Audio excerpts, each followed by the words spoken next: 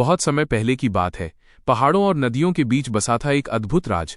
इस राज में एक बेहद नेकदिल और दयालु राजा रहते थे, जिनका नाम था राजा कमर रजा कुरैशी। राजा के पास अपार धन दौलत थी, लेकिन उनकी सबसे बड़ी और असली दौलत थी उनकी प्रजा का अटूट प्यार। हर सुबह जब सूरज की पहली किरण महल पर पड़ती, राजा कमर रजा कुरैशी अपनी भव्य बालकनी से पूरे राज को निहारते। लेकिन वे केवल महल तक सीमित नहीं थे। वे साधारण कपड़े पहनकर एक आम इंसान की तरह गलियों में निकल जाते, ताकि अपनी प्रजा का हाल जान सकें। किसी के घर दुख होता तो राजा की सांत्वना सबसे पहले पहुंचती। किसी के घर खुशियां आती तो राजा की बधाई सबसे पहले पहुंचती।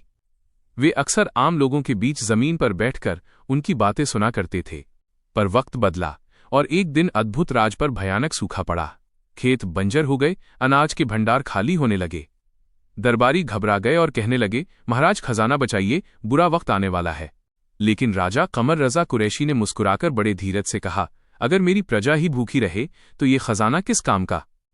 राजा ने बिना सोचे समझे शाही खजाने और अनाज के भंडार खोल दिए। धीरे धीरे बुरा वक्त भी गुजर गया। सूखा खत्म हुआ और खेतों में फिर से हरियाली लहलहा उठी। लोग फिर से खुशहाल हो गए। वक्त का पहिया चलता रहा। राजा बूढ़े हो गए और एक दिन इस दुनिया से विदा ले गए, लेकिन उनकी कहानी अमर हो गई।